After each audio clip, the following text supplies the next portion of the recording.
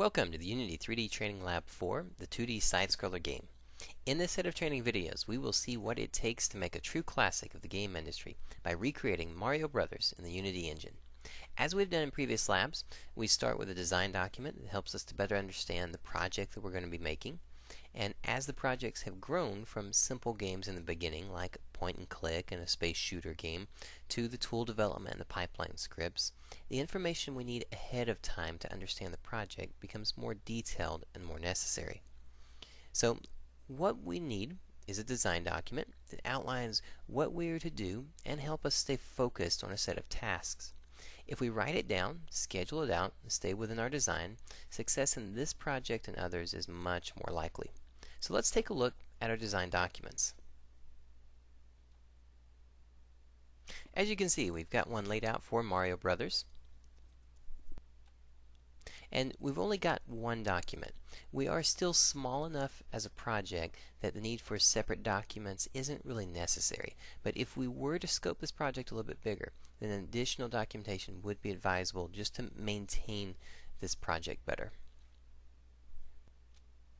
So we're going to do just sort of a page by page and break down what information is available on each page and the kind of information that we're looking for when we're laying out a simple design document. The first page, of course, is just our introduction page. We've got our Mario Brothers. Generally, you want to have some sort of image that represents the game so that people understand what it is that they're about to get into. We do have a setup for who's involved in this project so that we can list out the position titles and the names of the people associated with that project. Once we get through that, we move into what we have a high concept. What is the overall idea of this game that you're actually creating? For ours, it is about King Bowser Koopa wanting to take over the land, capturing the princess, and Mario needing to rescue her. Once we get through the high concept, we get into parts of the document that ask for gameplay. And we start with an overview of what the gameplay is about. The gameplay, for Mario is about a bump and jump style game. It is about him moving throughout his environment, using pipes to go in and out of, collecting coins, and then jumping on top of Goombas and killing off the enemies.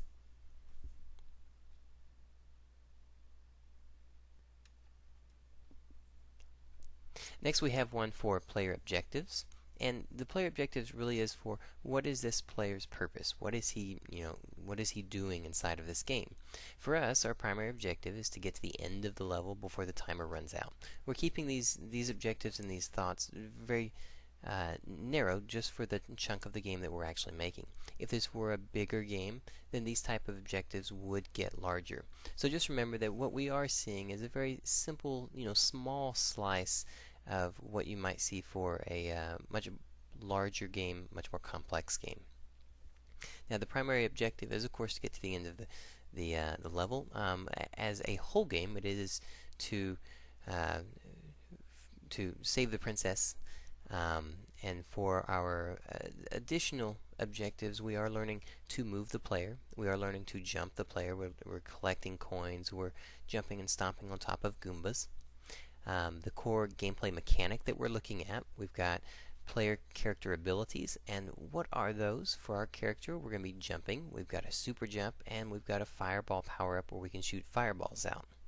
Now for the enemy, we've got some enemy abilities for the enemy to jump, to charge attack, and to have a search radius to find our Mario player. The next things after our objectives and our core mechanics, we can look for our camera. How's our camera actually going to be controlled? We are doing just a 2D side-scroller game with a little bit of dampening on the camera to make it nice and smooth. After our camera, we have one for controls. And the controls are just how do we control this character. These are these things we have to document so that we understand what we're actually trying to create, how it's going to play out. So with the controls, we're looking for, do I move this character? Am I using a joystick? Am I using the keyboard? And if so, which part of the controller is going to work? What key is actually going to do it? We can list those out in here. We have our move. We've got our move and run. We've got a jump, a super jump, a shooting fireball, and then even interacting with the menu and what those options are.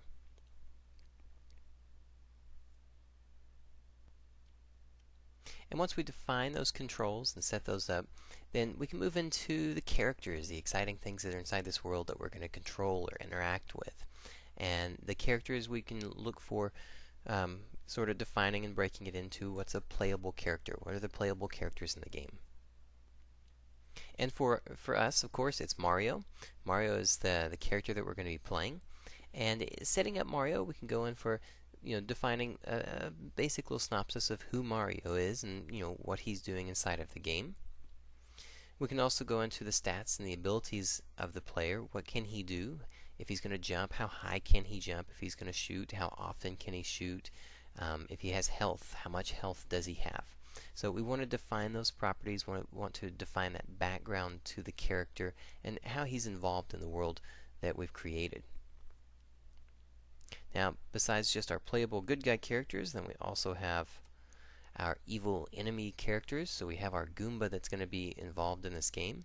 And we want to do the same kind of setup. We're just trying to keep it similar across the board, that we're defining the character, defining a little synopsis about this character, setting up its stats, its abilities, the health, what can it do, how far can it jump, what's the range for its charge.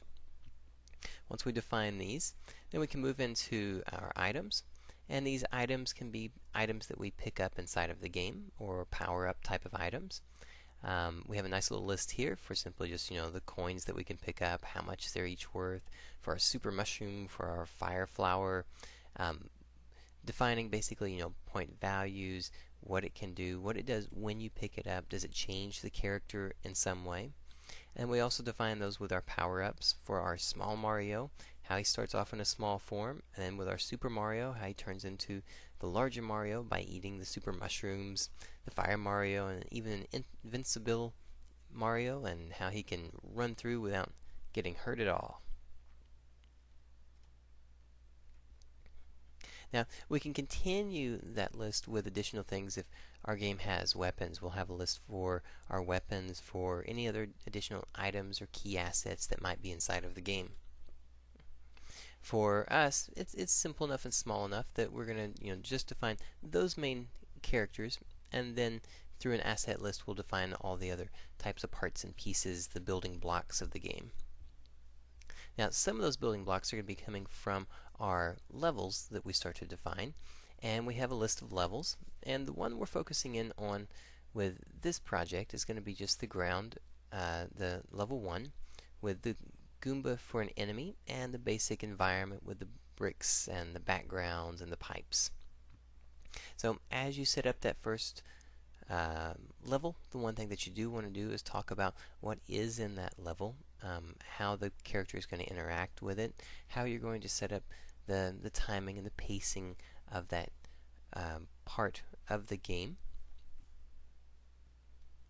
Now, as this is a small document, if you were to continue with a much larger document, your levels would actually be broken up into additional documents that detail the level and all the parts and the pieces and how they function and how they relate to the overall story of the game that you're creating. Now, lastly, we're going to take a look back at what we want to do, which is just to kind of re-review everything that's inside of this document, all the characters and the idea that's there, especially within the levels, that as you're defining these levels, you're also defining the things in the level that you need.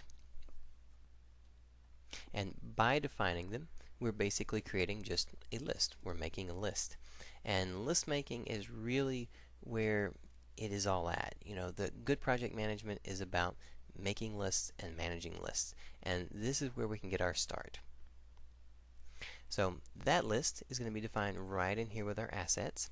So in this list, we want to list off everything that we build inside of the game. Absolutely everything.